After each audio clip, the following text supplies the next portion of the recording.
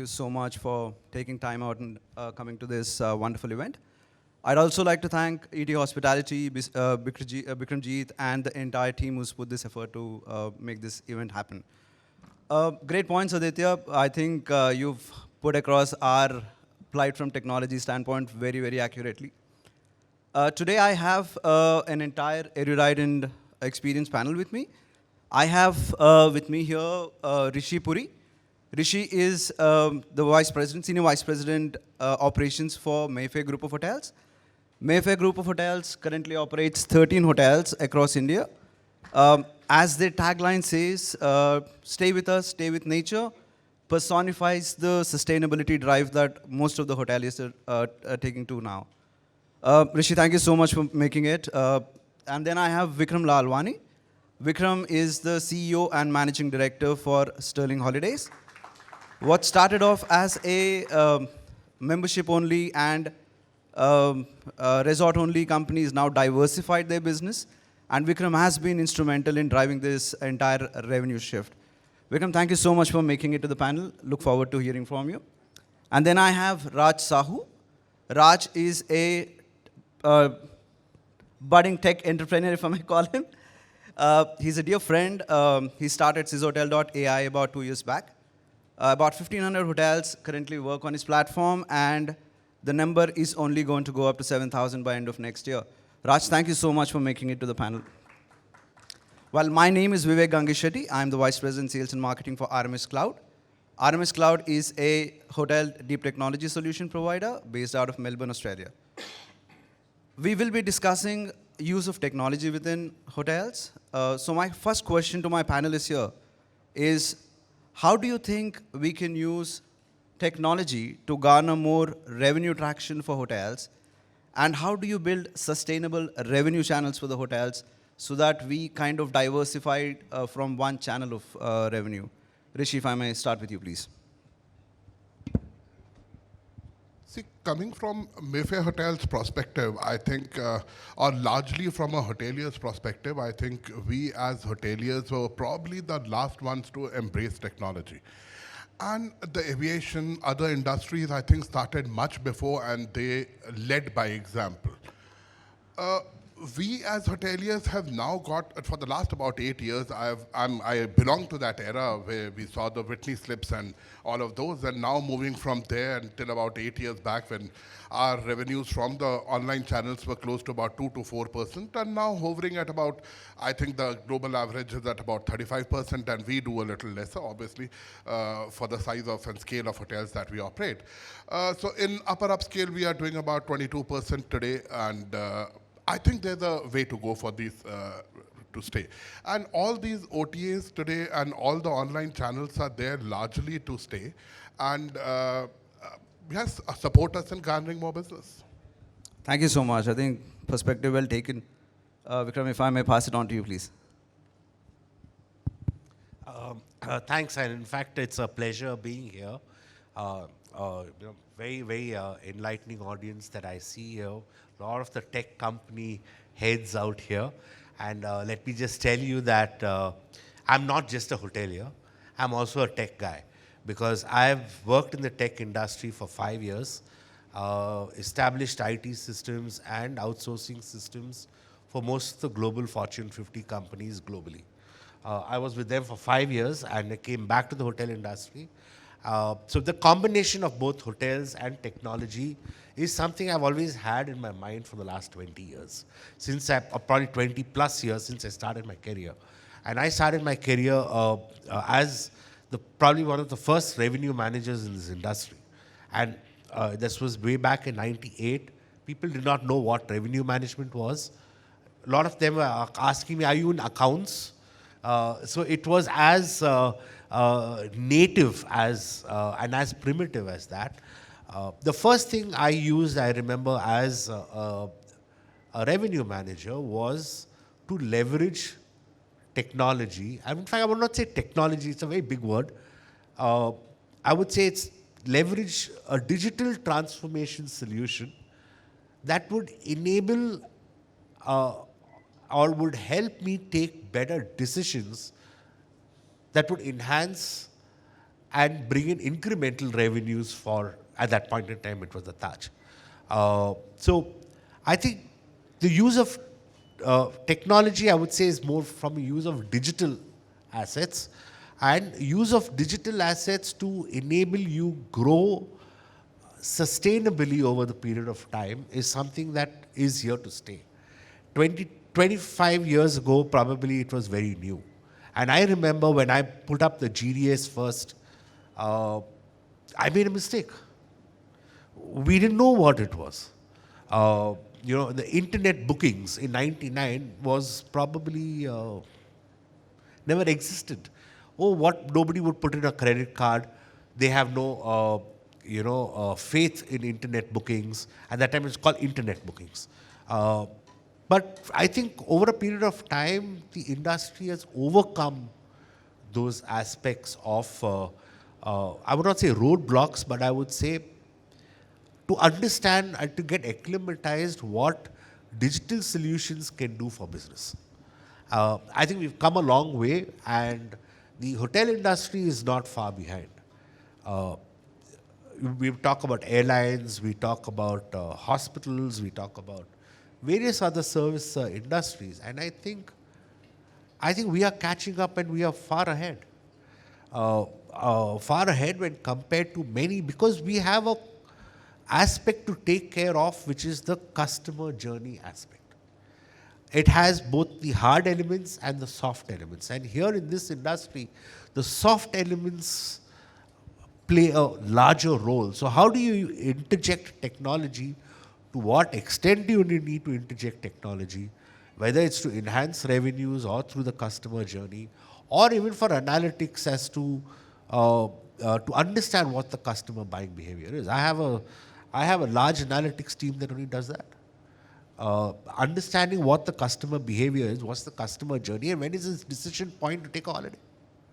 And that's when we approach them, for example. So I think we've evolved a long way, and I think give it a couple of more months, and thanks to a lot of people in this room, that has enabled this transformation to happen in this industry too. And I think we will be far ahead when compared to anybody else in very, very short span of time. That's my initial statement. I think very, very well put. My quick follow-up question there is, how difficult was it to convince your management to transform digitally? I mean, I know where you're coming from. Okay. Sometimes this is style of management, right? I was a new kid in the block. People said you didn't understand hotels because I was from an engineering background and an MBA background. You didn't understand hotels, so this is what it doesn't work in hotels. But I think to some extent, the piloting something and the proof of the pudding, when you are able to demonstrate it and demonstrate the success of it, I think then adoption is very easy. Let me, if I may just get another 30 Please. seconds. It's what you demonstrate as an impact within the organization that everyone will wake up to. But since this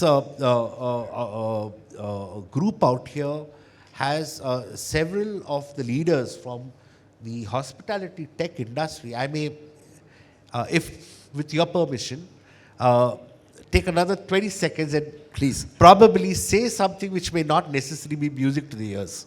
Elephant in the room, please. No, elephant in the room, I hope please. I can do that with Please your do that. permission. Please do that. Not that, I should get thrashed out outside. You see, what happens is the solutions that's there and available in the marketplace are phenomenal. There is a plethora of solutions, and I think a lot of them are the next solutions. I think Ashish had also dwelt upon that in the first half when we just started this session, and he did it very well. But I think, where is the gap? Let me also try to focus on the gap between digital transformation or technology and that of typical core hoteliering. And it happens to me every day. It happens to me every day, and if you don't mind, I'm going to be very open about it. I get a plethora of, and this is not only because now it's been happening for quite some time, of emails or telephone calls, a very salesy approach to selling technology. I didn't think that's something that is not, will not work. I have this 1, 2, 3, 4, 5 solutions. Yeah, so I want to meet you. Sorry. I mean, am I here to only meet everyone with solutions? I think what we need to understand is understand the pain point of and every company has a different pain point. And I think there's enough and more information available in the primary and the secondary market as to where the company is going, which direction the company is taking, and what could be the potential pain points in that company before approaching the company. Right? I think that's a very critical point. In fact, don't come with the intent to say, I'm here to sell a product. I think come with the intent of understanding the pain point of the customer. And once you understand the pain point of the customer, you understand the opportunities that's available to place the right solution, even if you don't have it. Absolutely. So I think I'm just taking the liberty because I think the audience that's why I'm actually addressing this. And it's not necessarily all hoteliers understand technology. So they could get overwhelmed, right? But understand the pain points of what that company, that brand, or that hotel, or that hotelier is going through first. And then carve it out. It's okay. It will take 1, 2, 3 sessions. It's okay. In fact, it will also be kind of a revision for the hotel company saying, okay, this is where my problem is, right? And that's where technology will meet the hospitality industry. It's not a one up or one down sales approach that will work. It is understanding the pain points and then establishing a proper solution, even if you don't have it, to overcome the pain points of that company, and that's when it will work. Sorry if I've slightly diverted from. Absolutely. Thank you so much for the perspective. So the hoteliers have spoken. Raj, from a tech standpoint, please. So Vivek, I have a different analogy into it. I would like to quote a software manufacturer, if you may say Coca-Cola Mohitsen. So in 1930s, I believe, it was completely manual process. The entire manufacturing industry was manual. And later on, the speed of the demand rapidly grown into it. And because of that, technology was the savior to that specific problem, wherein they had entirely, today, all the manufacturers have entirely automated their process, wherein they can, what do I say, like, they had understood the demand of the market. They had seamlessly processed their entire journey, and what best they had did, they had what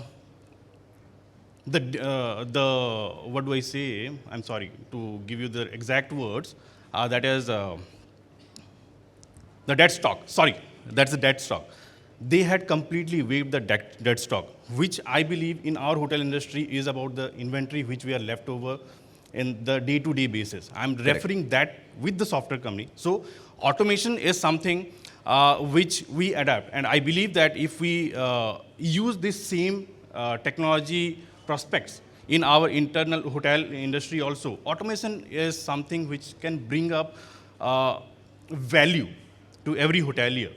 And it will help us. And what I believe in 3 to 4 years, we can generate some more sustainable revenue channels, which again can help us to book all the perishable inventories which we have, the dead stock which we'll be having. I believe that. So I think automation plays a very vital role in this industry, and I think that should be adapted by every hotelier. I believe that. Yeah, please. Vikram, please. No, to me, Bikramji didn't tell me that I'll be in the middle of all IT guys and tech guys here. I always thought of him as an operator, but coming from a core hotel-ring aspect, to me, it is simplicity of technology that can be a game changer.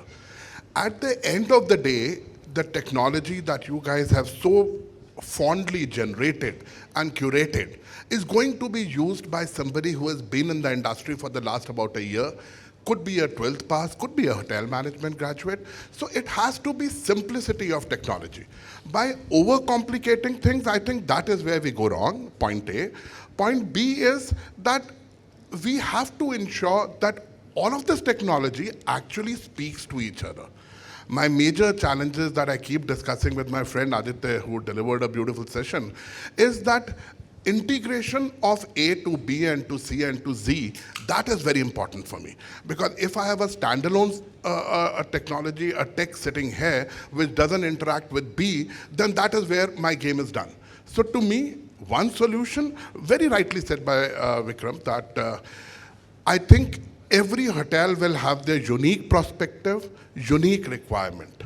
And to be able to curate, you can't overturn the apple cart for one particular company, but you should be able to curate your product around it and then give them something which is very usable in that organization. Today, not getting into naming because like rightly said, I don't want to be thrashed outside. I'm dealing with 5 different technology guys or maybe 8 of them at my company. And all 8 of them I'm struggling to get them on the same table. So I think that is where I'm coming from, and that is where I meant simplicity in technology is something that attracts me. I completely agree with my fellow panelist, Raj, who's sitting to the left of me, but I would actually like to take it a step forward. Digital or technology is a decision support system. Correct. And not a system that dictates my tactic or my strategy. Correct. If he said dead stock actually is distressed inventory in hotel parlance, if I have distressed inventory, it's up to me to decide how much of the distressed inventory I need to push out, because it will have short-term and long-term implications.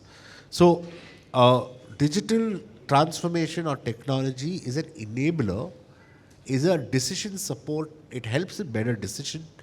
It's a decision support tool that will help in better decision making for the person who's eventually going to take that decision. Now, the person may take the decision this way or that way. That's a judgmental decision to take. But saying I'm going to plug in a technology solution and my whole revenue management is going to work even when I'm going to sleep at 2 o'clock in the morning, that is something which is, you can't put the cart before the horse. Fair enough, point taken. That brings back the perishable inventory. Currently, we've got about 2.5 million available nights to be sold every day, Raj. How are you going to create the demand? I mean, it's good to think of that, but how are you going to do that? I think if you are talking about the demand, I can give you the numbers which I have. It has been given by IMAI. We have 52% of digital penetration in the market, which is over 760 million digital users. And within coming next year, we'll be increasing it to by another 8% approximately. I might be wrong with the exact percentage, but it would be 8%. And if I calculate it, it would be another 10 million users, right? And if it is 10 million users, we are talking about a very huge number. And I think that answers your question. It's a huge demand already in a organized way. Correct. Organic way. Yeah, point taken. I think I'll rest it there. So my next question actually relates to what Rishi was talking about. How do you see technology collaborating teams within hotel? Because we now have a lot of teams that work in silos. Probably housekeeper does not know what the front office does, or probably what an F&B does. How do you envision the technology bringing all these teams together? And would a real-time feedback help in a surge of guest satisfaction so that we do a corrective action while the guest is still in-house? Rishi, I'll start with you. I think Vikram is already laughing, he's smiling at it, so I'll leave this to you. So, okay, I've been a great believer of taking progressive feedback. When I say progressive feedback, what I mean is the entire guest cycle, the entire journey that he goes through from the time that he has actually made the booking, come into your hotel, and then later during the stay, and obviously what we all do today is post the checkout, which I normally call as the postmortem, which is a good indicator of where you stand and your scores and your other such stuff, which is quite okay. But the entire journey needs to be captured, and stage one itself, if we know that there is something that we can do to make his stay or enhance his stay, I think that is where we need to come in. Right. And the second part of your question, or rather the first part of your question, was more towards getting the teams together in a hotel. So we suffer from two problems in this area also. A, what you rightly pointed out, getting the teams together, the housekeeper doesn't know. Like in our hotels, we have hotels of about 40 acres and 30 acres. And one housekeeper is sitting in one corner and the front desk manager is extremely at the other corner. So how do you communicate between these two? So I think that is something which will be a game changer for days to come. That we normally come from a time when we would do a morning meeting, a morning briefing of about 40 minutes, discuss the VIPs in house and the movements expected and the banquets that are expected to come in. And that's the end of the day. Everybody gets on with his job and that's done. So on a real-time basis, they are not really aware that, okay, this VIP was supposed to come in or HNI was supposed to come in. Has he really walked into your hotel, or is he still expected? Or is he not coming in? Correct. So most of the time, probably the housekeeper sitting in his remote office would not, or the engineer would not even realize that they're not coming in. So I think, yes, coming from that perspective, that it is a very important thing that the teams get connected, and technology could definitely be leveraged so that they are aware of it. Smartphones, like we rightly said in the previous opening note, I think we were talking about smartphones and how India carries smartphones. But to me, the other day, my daughter, who's a graduate, just passed out, she said, Papa, the average user in India is utilizing just about 23% of its smartphone capability. I'm not sure if the data is correct or not, but yeah, I'm not getting into validating that. But if we are using 23% of the smartphone capability, I think I see a long way to go. Thank you so much. Vikram. Don't break something that's not broken. And I think that's something that we all need to know.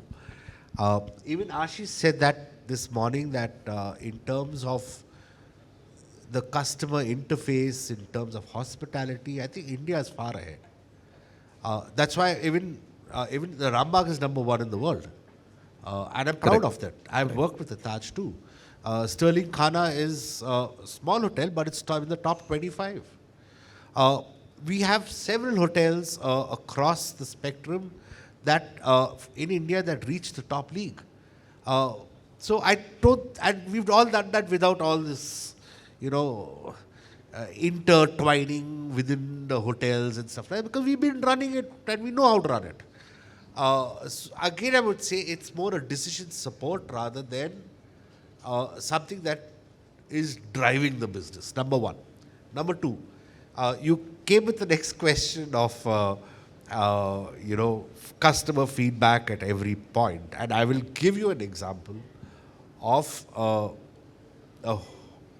actually, I'm not going to name that, how irritating it can be for the customer. I've walked in, please give feedback. Right? Have you checked in? Please give feedback. Have you done security check? How do you rate it? Please give feedback. I mean, at every stage, is the guy only going to be giving you feedback? If your processes are working, whether you do it post-mortem, it's a reflection of whether your processes are working. So I think overuse of technology also, or digital, is something which you need to also step back a little bit and not try to overdo things just because you have a product to sell. So that's exactly where I'm coming from. So I hope I don't get beaten outside. So I'm just saying that, if someone comes to me with saying, hey, I've got a great solution where at every touch point of the guest in the hotel, I can get a feedback and it goes into his smartphone, etc. I will say no. I mean, do I need to buy a car with 6 wheels? Is that relevant? I can buy a car with 4 wheels. So I think relevant technology or relevant digital solutions is more the need of the hour rather than, hey, I've developed something, so now I have to place it in front of you and build a need for it. I don't think so that's necessary. Point well taken. No intrusive technology. So I would add that. I initially said simplicity in technology. I think that was a great point. So simplicity and relevance of technology, maybe these two go hand in hand. Absolutely, one taken. I will add up here, sir. Rishi sir, what you had said about the simplicity, and you were talking about overwhelming about the technology. What I believe, sir, this is all about technology deployed in a proper way, in an organized manner to solve the problem of your guest for the hotelier, which I believe in. And that is why there are number of technologies, as I can say, chatbots are there, virtual concierge are there. They help you to understand the real-time feedback of your customer, wherein you can take a correct decision at that real moment. And as Rishi sir had asked me that there would be 2 different points, and we're not able to connect them. So this technology can help them connecting them in a real time, wherein this helps us in a data perspective also. It helps us. I think Aziz had asked us about the data. So this helps us to understand the customer journey, to understand the ideology of our customer, how we can serve them better, what we have thought about. That is what I believe into.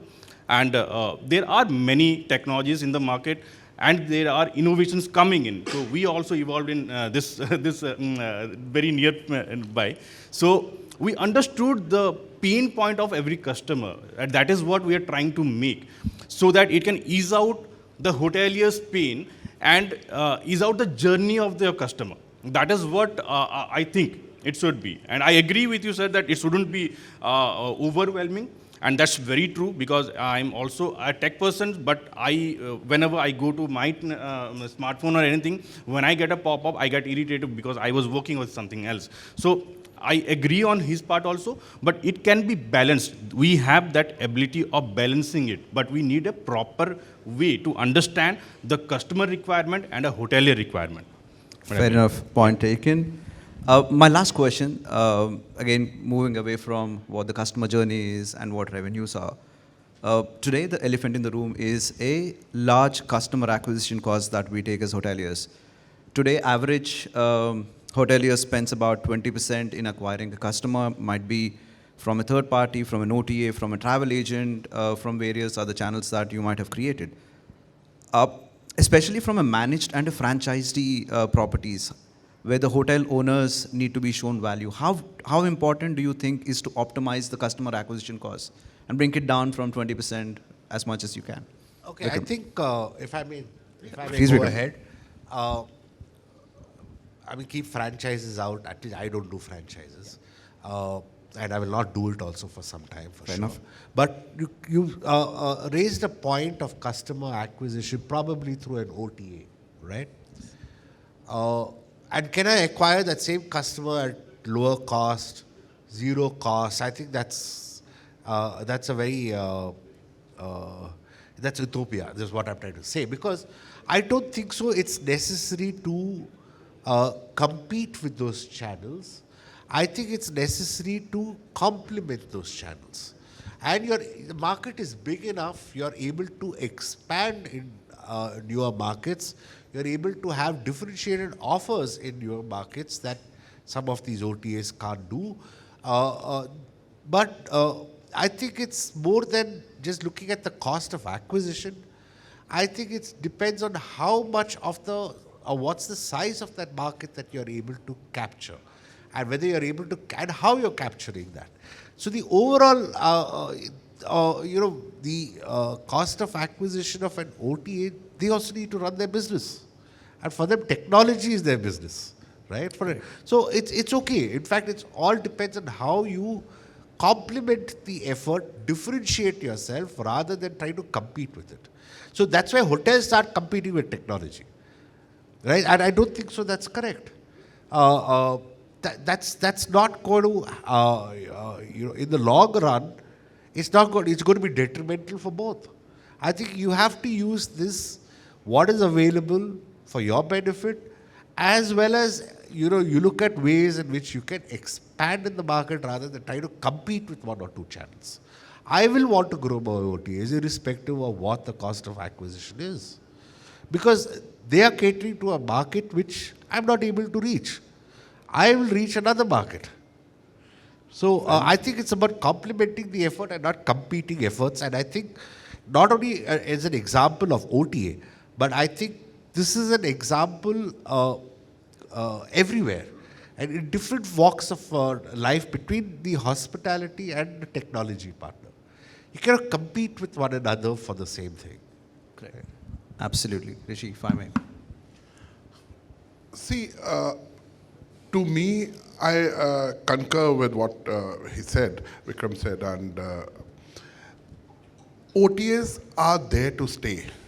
It is one pie that we have, and there are different slices to it. It really depends on your appetite, and it really depends on your requirement and the need. That what is the size that you would like to bite upon, okay?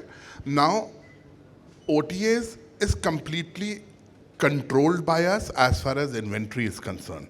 So for any hotel management company, it is a no-brainer that if you are doing a sold out or if you are nearing a full capacity, you could always shut down your OTAs and depend on your walk-ins. But there is a customer acquisition cost today because these people are charging us commissions. Hoteliers have started looking at it that this is a payout. But having said that, today we want to maintain a sales office in Chennai or in Hyderabad or in Mumbai. There is a cost of acquisition for customer there also, because you have your sales resource there. You are paying him salaries, you have an office space, you have a whole lot of infrastructure and jingbang to keep that office going. So I think there's a cost involved there as well. Here, when it comes as a flat 20%, that is where it hits us. Oh, I'm paying 20% and this affects my bottom line. And well, it does, but then you can always look at your rates basis your demand and supply situation. Absolutely. So I think I'm coming at it from that point of view. Now today, there are days when we would want to reduce our OTAs, inputs from the OTAs, when we know that these are high performing dates in wedding hotels, as we call them, the SAWA dates, marriage dates, auspicious dates. So obviously, we can always look at it that we want to reduce our OTA intake during those dates. And then when we know that we have nothing else, we open our inventory and let them go full house. So I think it is about understanding the dynamics of your business and playing accordingly to the situation. I think that is what comes to me. And about 20%, rather than look at their share of the pie, I would look at mine, what the remaining 80 comes to me. I'm happier with that. Sure. Point well taken from a technology standpoint, Raj. Sir, I agree on your point, but I have bit different ideology into this, that as an hotelier, I'm spending approx about 20 to 25% of commissions for the third party, like all of the OTAs, which you name it. By means, there are many hoteliers, independent hotels, there are many group hotels, franchised hotels. Everybody does have this pain point. They will not say, I'm sorry to say, they will not say it, but this is a pain point that we are spending a lot into customer acquisition cost. What if I say there is a technology which is already present very past, that we have our own booking engines, right? We have, tell me one thing, sir, that how much are we getting from a booking engine? It is all about 20-30% only. And in comparison with the OTA or third party, I believe it is approx about 40 to 60% ratio about our own entire revenue. So, in fact, what I believe that we should enhance our own brand channels, and we can leverage that customer acquisition cost, which I believe it differs from person to person. The point is already there. This, but don't make us fight. Yes. All right? It's not a question We of... decided that we will not fight while we are here. No, I said don't make the hotels fight with the OTAs for your need. That's exactly what I'm trying to say. Sir, that. I'm not No, talking- No, hold on. I'm just, see, there is also a effort estimation. There is also a brand pull. Everything works. So it's just not about saying, hey, listen, I have that solution. I know that, you're giving 25%. I have a better solution. Now this will come free for you. That doesn't work. So, all I'm trying to say is, do not run down another solution. That's another,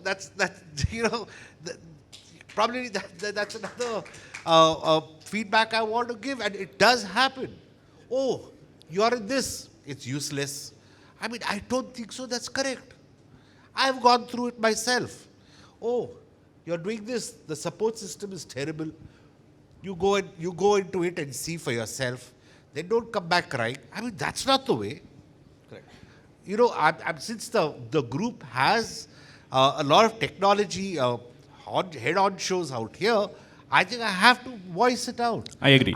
So whether it's my booking channel, someone else's booking channel, you leave it to me to decide. I mean, you don't run down someone else saying, hey, listen, I have a solution. Then will you guarantee my business? Correct? That is what I'm saying, sir. If we have a way to use that is what I'm trying to say. If we have a way, there is a way we can leverage that platform. Why are we spending on that customer acquisition cost? That is what I'm trying to say. I'm not, Fair enough. I'm Point not taken from a denying you. technology I'm not denying you, sir. No, that we leave it to us to decide. And what's the ratios of it? But don't say, listen, I have this thing, then you guarantee. No, You underwrite. If I'm getting, say, I'm just saying, giving an example, 100 crores out of this channel, then you guarantee me 100 crores out of your channel. Sir, I mean, that is not my channel, sir. That would be your own just a channel, second. sir. Why is this sounding like a 7 p.m. debate? I do not want to get into that. Thank you so much. But you only told us to make it a 7 p.m. debate. That was Come off on. the record. That was off the record, okay. Okay, having said that, hearing my co-panelists, I think it's very interesting, but I do concur that our own brand booking website, if that could deliver to the extent he said 30%, I didn't really get what he meant, but it's not really 30% what you get. You get maybe about 4, 6, 8%, 10. If you're doing 10, you are the happiest person. So you don't make that sort of money from your own website. And the funnel size that is, coming back to your OTA question and cost of acquisition, the funnel size that these OTAs have is by and large fairly large. Yes, fairly large. So you, rightly said by Vikram, you cannot compete, you can complement them.